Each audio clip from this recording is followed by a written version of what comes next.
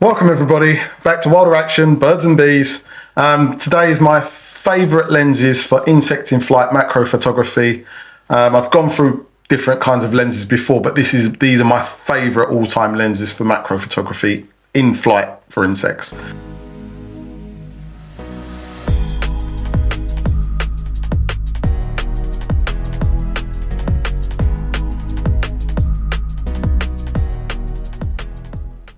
First off, I'm going to say you should ideally, for each lens, have a good minimum focus distance, depending on whether it's a telephoto or a macro. Obviously, those things change. And then when it is, you don't have to get too close to get a good focus distance. The smaller and the lighter, the better. Manual focus override, definitely. Accurate focusing, fast focusing, low chromatic aberrations, and a large focus ring. I'm going to give you a couple of little bits that I use. I don't use flash, obviously, but I do use a Canon EF macro ring, which is the 12 Mark II. And I do use one for the Nikon Zs, but it's just a third-party manufacturer. And I do use a Canon EOS life-size converter for the EF mount. That can't be used with all lenses, but the native EF lenses or the third-party EF lenses, I can use it for them. This first one is a bit of a mixture. It's a camera and lens combo because obviously it's an all-in-one, and it's the Sony RX10 Mark IV. This is a great combo as camera and lens because the whole thing weighs less than some of my lenses alone.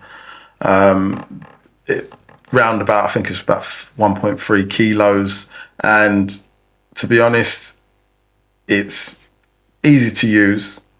It's fast to focus. It tracks quite well. It's sharp and it has great detail. It's also a great walk around setup because obviously you can go from 24 to 600 millimeters. But the downside to that, it being all in one, is it's a 2.7 times crop. You get quite a lot of noise over 800 ISO, and it's not great for heavy cropping.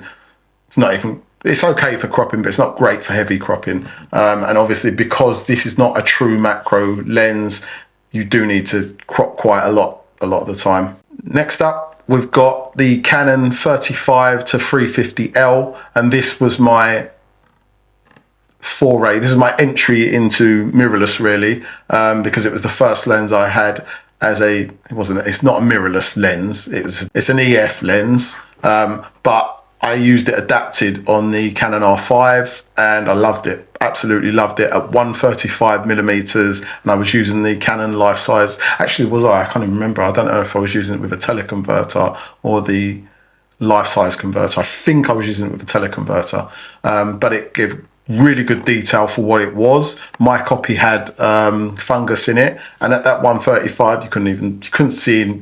I don't think you could see any difference. I wouldn't know because it had fungus in it, but you could see a lot of detail in the images, a lot of color and really nice bokeh.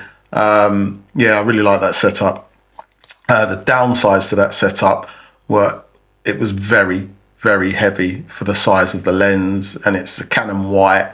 So it stuck out like a sore thumb, but yeah, good combo anyway. Next we had the Canon EF 100 to 400 millimeter IS L Mark II.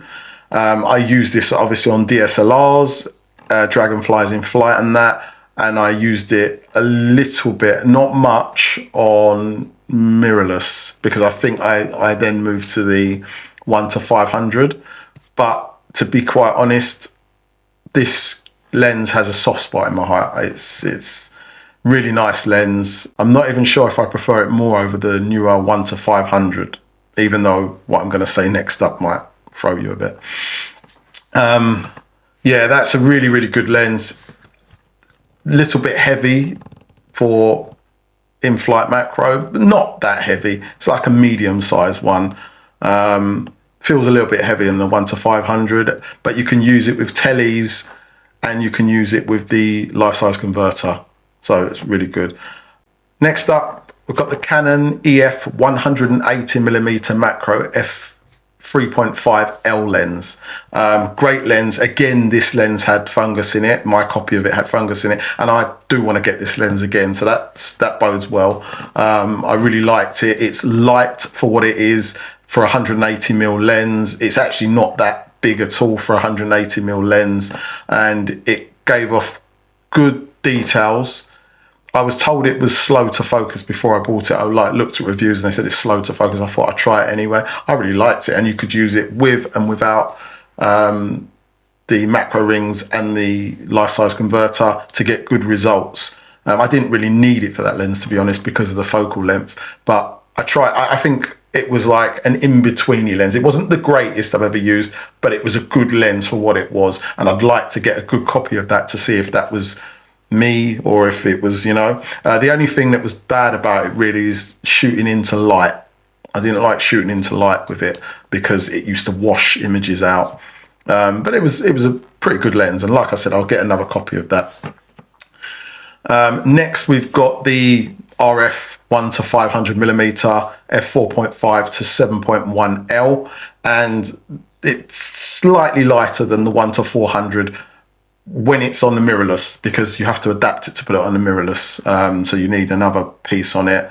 I don't know if it is actually lighter. They're probably about the same weight. The bonuses, obviously, I'm going to say the 1 to 500 is a better lens. Hands down, it's a better lens for everything, really. I just preferred the 1 to 400. I don't know why that is. I don't know if it's something in my head telling me 7.1 to 5.6, but I used to prefer using the 1 to 400 more than the 1 to 500 in certain situations. I don't know if, again, I could probably have put the 1 to 400 on the Nikon and got less rolling shutter, which was the Achilles heel, really, of the 1 to 500. I just used to get so much rolling shutter off the R5. It used to annoy me. Or I get lines in your subject. So it's not really down to the lens, more down to the system itself. Next up, we've got the Sigma 180mm macro f2.8. Awesome lens, but extremely heavy for what it is. So 180, just like the Canon version was, but at 2.8, they've made it very large and very heavy for the size of it. Great details, just quite hard to carry around with you everywhere.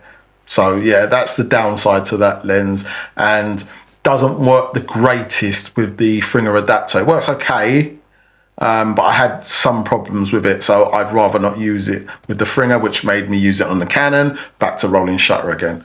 So yeah, I did like the lens, just it worked better on the Canon than it did on the Nikon. Whereas my next lens, the Sigma 150mm f2.8, I can use on either Canon or Nikon, and it worked spot on. This was my go-to. This was my go-to for about 3 years, which is like 100 years in my time, because I've got gear acquisition syndrome. I'm always changing lenses. I still have that lens. I'm going to have that lens forever, probably, unless the copy gets so dirty and so grimy and so I can't use it. I just love the lens. I used it with the life-size converter and the macro ring, like I've told you guys before. That was my little secret weapon. But the only reason it's not my favorite lens anymore is because it's been pushed to the side, because I've got another favorite lens. It wasn't too heavy. It wasn't too long, especially once you've broken the parts down. You could put them in separate parts in your bag. You could, break it down for travel. And as an actual thing, it wasn't that big and wasn't that heavy. These are the close but no cigars. That's the Canon 100mm RF macro lens. Absolutely loved it. It's the 2.8. Loved that lens.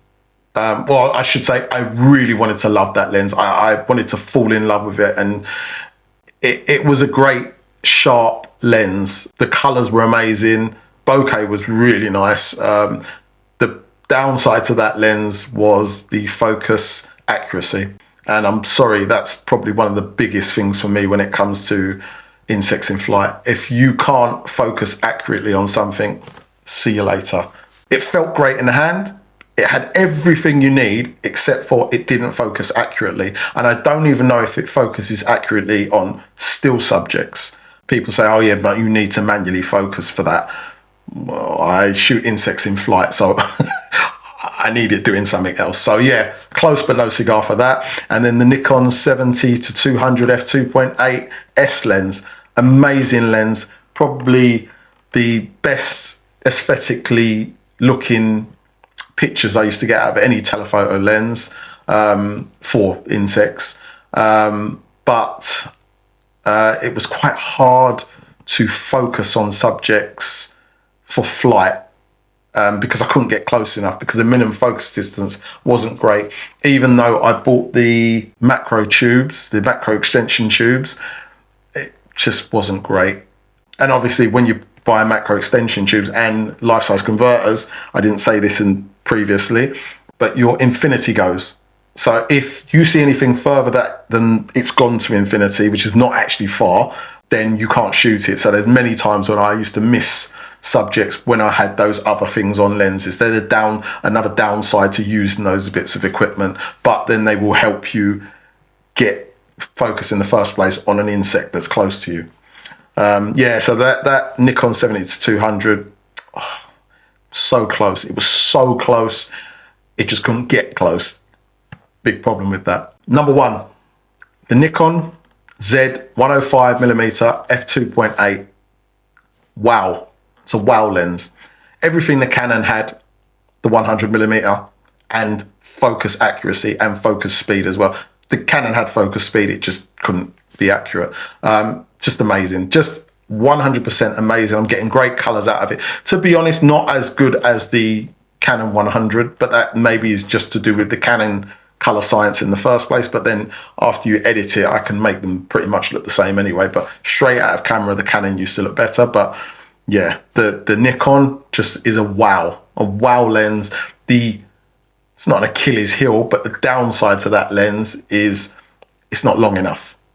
So I can do everything I want with that lens. I just wish it was longer. So the biggest wish I probably had with that lens is that Nikon either made it longer in the first place. You're listening, Nikon, I've told you this before. Or if you could have put teleconverters on it. And I think obviously they probably wanted a 100 anyway, but I think they've messed up with not being able to put teleconverters on it. It's a big miss in my book. Maybe they wanted to keep the size down or something, but it's really nice to be able to put a teleconverter or some kind of other adaptation on a macro lens to do different things. So anyway, that is my top lenses. Hope it helps for you, because I've told you the lenses I've used in the past, but these are my top lenses. And they've been on different cameras, different, systems. The 120 to 300 I was talking, did I even talk about that lens? I think I did.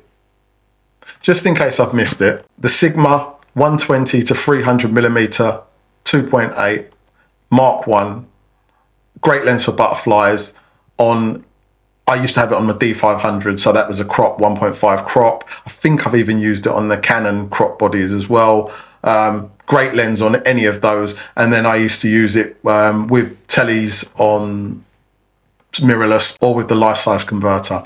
I tend to buy the EF versions of most lenses so that I can then put the life-size converter on it. It will not work with every lens. It kind of makes some of them go a bit funny, but most lenses it will work better than it ever worked on a DSLR anyway. The downside to the 120 to 300 again was weight. That lens is one heavy beast, but an absolutely amazing lens for birds and for insects. A great walk around lens.